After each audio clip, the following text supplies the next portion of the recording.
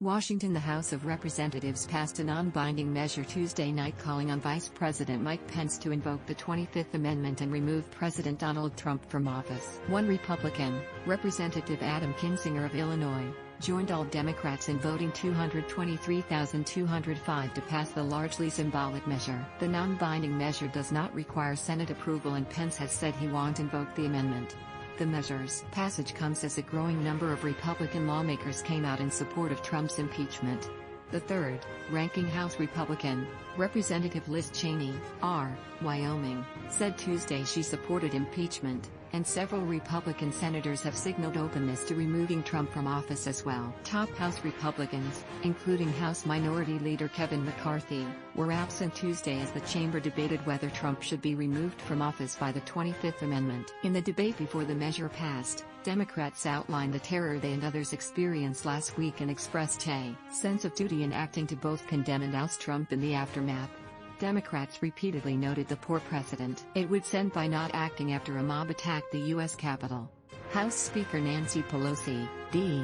California, called the last several days a dark week, but one that made clear every member of Congress oath to uphold the country. The gleeful desecration of the Capitol and the violence against Congress, our staff and our workers are horrors that will forever stain our nation's history, Pelosi said in a stern speech on the House floor.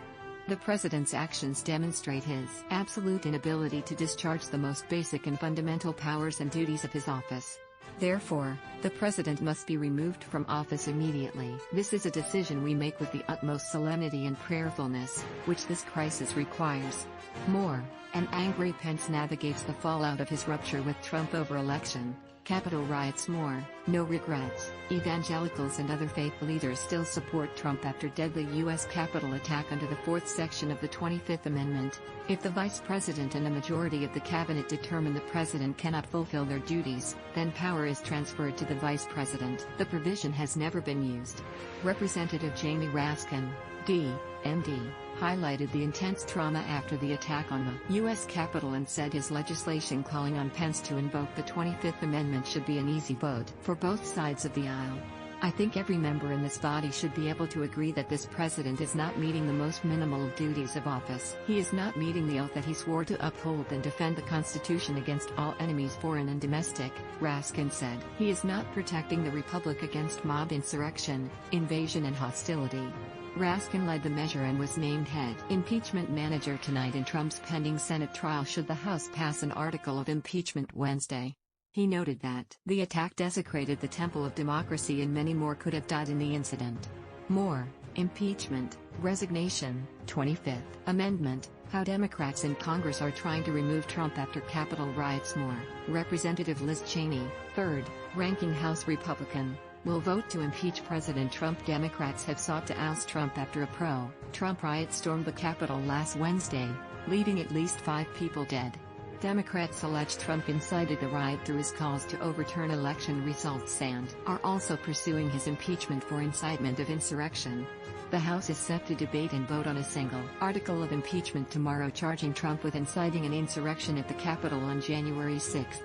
The resolution urges Pence to convene and mobilize the cabinet to declare what is obvious to a horrified nation, that Trump is unable to serve as president. But Pence will not invoke the 25th Amendment, he told Pelosi in a Tuesday letter. The vice president praised House Speaker Nancy Pelosi and other top congressional leaders for their leadership, but told them invoking the 25th Amendment would not be in the best interest of our nation or consistent with our Constitution.